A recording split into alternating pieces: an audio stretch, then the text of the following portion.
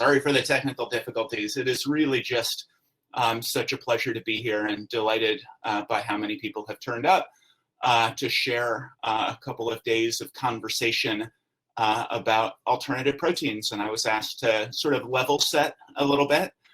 For some people, I'm looking at the chat and I'm seeing some people who've been at alternative proteins for years, and I'm seeing people commenting that they're excited to learn more. So I'm going to speak for just a little bit to sort of level set on why alternative proteins, a little bit about what we mean when we're talking about alternative proteins, and give a little bit of an introduction to the Good Food Institute. So next slide. This is a field of soy, and the amount of soy that is funneled through animals so that we can eat animals is just vastly inefficient. So the most efficient animal at turning crops into meat is the chicken, and it takes 9 calories of corn or wheat or soy or whatever is fed to the chicken. It takes 9 calories into a chicken to get 1 calorie back out in the form of that animal's flesh. So that's 9 times as much land, 9 times as much water, 9 times as many pesticides and herbicides. And that's not all. You have to ship those crops to a feed mill and operate the feed mill. You have to ship the feed to the farm and operate the farm. You have to ship the animals to the slaughterhouse and operate the slaughterhouse.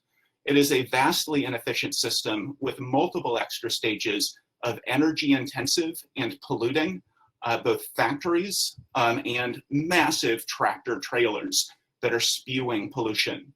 So when we think about the 2 big questions in agriculture, one is, how do we feed 9.7 billion people by 2050?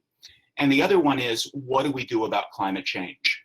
We don't do it with the vast inefficiencies and the pollution that are required if you're cycling massive amounts of crops through animals. So as one example, more than 85% of the global soy crop, including almost 100% of the soy crop out of Brazil, goes to feed farm animals. Next slide.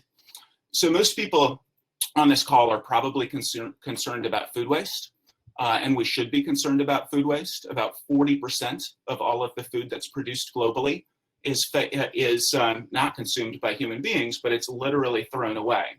The thing that this slide illustrates, though, is what I said just a minute ago. If you are going to feed chickens so that we can eat chickens, that is going to require 9 calories of food to get 1 calorie back out. So the first bar is food thrown away. That's 40% of the second bar. The second bar is food produced. The third bar is food wasted if you're cycling crops through animals. And it's actually if you're cycling crops through chickens, who are the most efficient animals at turning crops into meat. So all of those extra stages of production, all of that pollution, the United Nations wrote a report. They crunched all the numbers with regard to this efficiency, and they wrote a report called Livestock's Long Shadow. And in Livestock's Long Shadow, they said that no matter what environmental issue you're looking at, from the smallest and most local to the largest and most global, cycling crops through animals is one of the top 3 causes. Next slide. So what they said is that animal agriculture is a major cause of the world's most pressing environmental problems. And on climate change, which is the sort of big existential question that we're all grappling with, especially in terms of how we produce food, animal agriculture is the #1 cause. It causes more climate change than all forms of transportation combined. On a per calorie basis, animal agriculture, according to an article in the journal Nature, meat production, chicken is the least climate change inducing meat, and it produces 40 times as much climate change, 40 times as much per calorie of protein when compared to legumes like peas and chickpeas and lentils and so on. There's a third existential risk I want to talk about for just a second, and that's global health. Next slide. In the United States, more than 70% of all of the antibiotics that are produced by pharmaceutical companies, they're not fed to human beings, they're not given to human beings who are sick to treat illness, they're fed to farm animals. And what this means is that if you get sick, you might be put on a course of antibiotics. That's going to take 10 days probably at the outside. Farm animals are fed antibiotics for their entire lives. So you want to scare, Google the end of working antibiotics. You want a really big scare, add the word China to that list. The number of antibiotics and the amount of antibiotics that are fed to farm animals in China and around the world is a global health threat. What's happening is we feed the antibiotics to farm animals. The bugs that the antibiotics are designed to kill basically mutate. They figure out how to get around the antibiotics and they become superbugs. And the former president of the World Health Organization, Margaret Chan, she said, we're literally looking at the end of modern medicine because of antibiotic resistance. And the UK government released a report about 4 years ago. They said the threat to the human race from antibiotic resistance is greater than the threat from climate change. Next slide. We're all living right now through the age of COVID-19. And just 2 weeks ago, the UN Environment Program, alongside the International Livestock and Research Institute, released this report, Preventing the Next Pandemic. And they talked about the 7 things we need to be looking at in order to prevent the next pandemic, the 7 things most likely to cause the next pandemic. And the very first one is consumption of animal protein, because cramming massive numbers of animals together on these chicken farms and these pig farms and these cattle ranches, cramming them together is basically a breeding ground for disease. And the number 2 thing they talked about in this report was intensification of animal agriculture. So figuring out a way to feed 10 billion people without essentially begging for the next pandemic by the way we're producing meat today is extraordinarily important. So that's the groundwork of the problem. That's the groundwork of the way that we're producing industrial animal agriculture right now. Is not a great way to try to feed 10 billion people by 2050. It is exacerbating climate change and other environmental harms. And from a global health standpoint, it's a huge problem because it contributes to antibiotic resistance and it could well create the next pandemic. Next slide. The problem is that we're not going to educate our way out of this problem. Global health experts and environmentalists and animal protection advocates have been begging the public to eat less meat literally for 50 years. We've known about the environmental harm. We've known about the global health issues. Obviously, we've known about animal protection issues for 50 or more years. And global health experts and environmentalists have been talking about it for 50 years. And yet per capita meat consumption has just gone up and up and up over the last 50 years. And the United Nations predicts that we're going to need somewhere between 50 and 100% more meat by the year 2050. So what's the solution? Next slide. The solution is what this conference is about.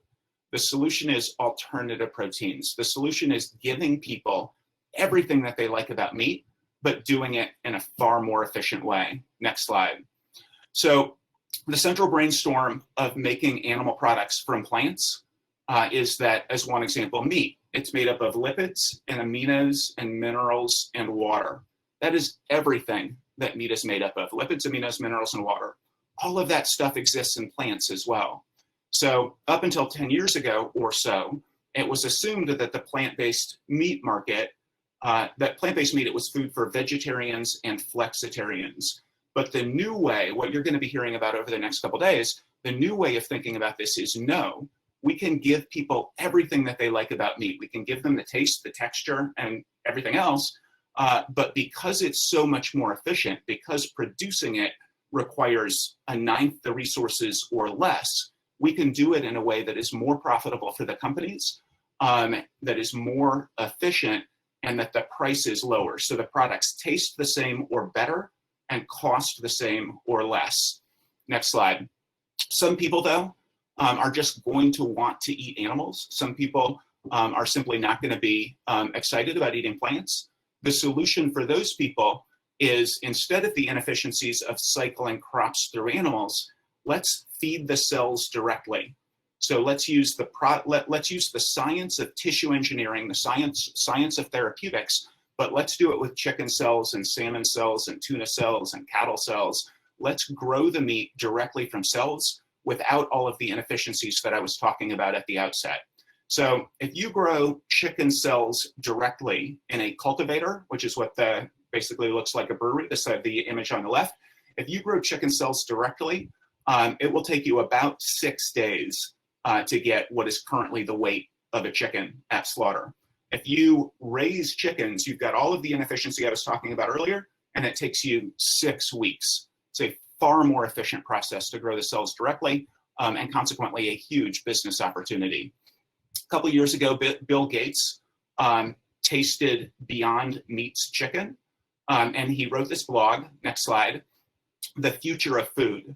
And what he said is, what I just tasted was not just a clever meat substitute.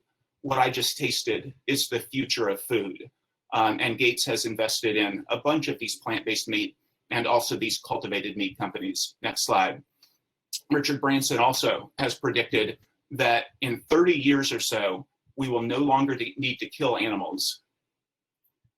And all meat will be either cultivated meat, also known as clean meat, or plant-based. It will taste the same and be much better and healthier for everyone. Next slide. So that is the focus of the Good Food Institute. At GFI, we have 3 primary programmatic areas. We have science and technology, corporate engagement, and policy. Before GFI came along, basically what happened was people had an idea and then they had a company. They had an idea and then they had a company. And nobody had laid the groundwork for what it looks like, what the science looks like, what is the technological readiness of these technologies, what are the critical technology elements, and basically laid the scientific foundations in a way that would help the entire sector across the board on the plant-based and the cultivated meat side. So that's a big part of what GFI does. Our corporate engagement department is probably involved with many of you on this call. It works with entrepreneurs, it works with investors, it works with the major food companies to help them understand this technology and take advantage of it. And then our policy department, the primary goal of our policy department is to convince governments that they should be funding alternative protein, plant-based and cultivated meat, open access research and technology. And we do all of these things across our 6 offices, the mothership sort of in the United States, and then India, Israel, Brazil, the European Union, and well, Europe, and then Asia Pacific, which is of course putting on this conference. Next slide. I do just want to, our sort of organizational battle cry I want to mention is that governments should be funding plant-based and cultivated meat open access research. Governments already put billions of dollars into agricultural research. They put tens of billions of dollars into renewable energy. And they put more than $100 billion per year, even pre-COVID, into medicine. So they are helping the agricultural research. They are helping the ag sectors of their economies. They're helping renewable energy for the reasons that I was discussing earlier. They're helping global health and medicine because they recognize that these are public goods and they support them. Governments should be similarly supporting open access plant-based and cultivated meat R&D. Next slide. Some people on the call are probably thinking, but this is private sector. Why would governments support this? And to some degree, fair enough. But I will just remind you that governments are supporting renewable energy to the tune of tens of billions of dollars per year. And private investments in renewable energy are literally 8,000 times the size of private investments in cultivated meat to date. And cultivated meat has global health advantages in addition to the environmental advantages. And it's a massive driver, plant-based meat and cultivated meat. It's a massive growth engine. Next slide. Plant-based and cultivated meat plug nicely into the Sustainable Development Goals of the United Nations. As indicated in the first few slides of this presentation, they are a boon in terms of beating back global malnutrition, critically important to our oceans and our climate, and also extremely important for good health and well-being. So the government that really goes all in on plant-based and cultivated meat will have bragging rights until the end of time for being the government that divorced meat production from the need for live animals and all of the external costs that go along with that. If you are interested, next slide. If you are interested in our work, I hope you will check out our 2019 year in review, which you can see at gfi.org/2019. If you would like to get our biweekly newsletter, you can sign up on our website at gfi.org/e-newsletter. GFI Asia-Pacific has a website which is phenomenal and has a ton of resources and also its own newsletter, gfi-apac.org. And if you would like our monthly report, please shoot me an email at this email address. The last thing I want to say before I introduce Elaine is that GFI is completely a nonprofit organization. We are funded by philanthropy, and we would be delighted if anybody would like to join our family of supporters to chat with you about that. And you can email me at brucef@gfi.org if that is of interest to you. And then finally, an introduction to our Asia Pacific office and Elaine Su. Elaine came on to the GFI team a couple of years ago and has been the driving force of this conference and also the driving force of our work in APAC. And I think many, many people share Carrie Chan's view at Avant Meats that the Asia Pacific team is super dedicated, highly effective in delivering results in a way that suits the regional culture. So with that, I will hand it over to Elaine. Thanks, Elaine. Thank you so much, Bruce. Hi, everyone. Bruce, you can, this is weird to say, you can click the leave button, or you can still listen in. Yeah, so hi, everyone. Thank you, Bruce. I'm Elaine, the Managing Director for GFI in Asia Pacific. Also your host for this summit, so you're going to see a lot of me in the next 2 days. I won't spend too much time explaining what we do here in Asia. Quite simply, it is to replicate the success that GFI already had, building the all-protein sector in the US. We'll leverage on that foundation, but also create what works for this particular region. So our team is currently mainly based around the Greater China region and Singapore, myself located in Hong Kong. We've always been a remote working team, even before COVID, being ahead of the time, that is the goal. We engage with corporate startups, investors, scientists, as well as policymakers. And at this stage, when the local ecosystem is still at its infancy, we're primarily creating research that fills the knowledge gap. We provide resources and building trust to support the industry as it grows. So that's it about us. You'll get to know us a lot better over the next 2 days during this summit. So now let me switch to talk about some basics about this summit to set the expectation and some tips so that you can make the most out of this summit. So first of all, this is the Asia Summit on Alternative Proteins. So you know what you get from the name. It's all about alternative proteins, not a mix of food tech, ag tech, etc. And this summit has an Asia focus. The reason why this summit is called ASAP, other than the fact that I love word puns, is because thank you so much, Bruce, for covering the whys. In the program going forward, we will focus on talking about the when and the how, because I think at this point in time, most of us understand why we need alternative protein. It is now all about acceleration, therefore ASAP. That's number one. So secondly, the format of this summit. When promoting this, we said that it's going to be in a talk show style. To be honest, I'm a little bit anxious about how we're going to pull that off, but we'll see. The reason behind this is because we really want to have some deep conversations. So I will try to get up close and personal with my guests. You're going to hear about like how we met, etc. Because I really believe that that personal connection has to be built. So that you don't get someone just telling you things that you can read from their company's press release. We really want to get some real business insights and nuggets of wisdom from these amazing guests that we have lined up for you.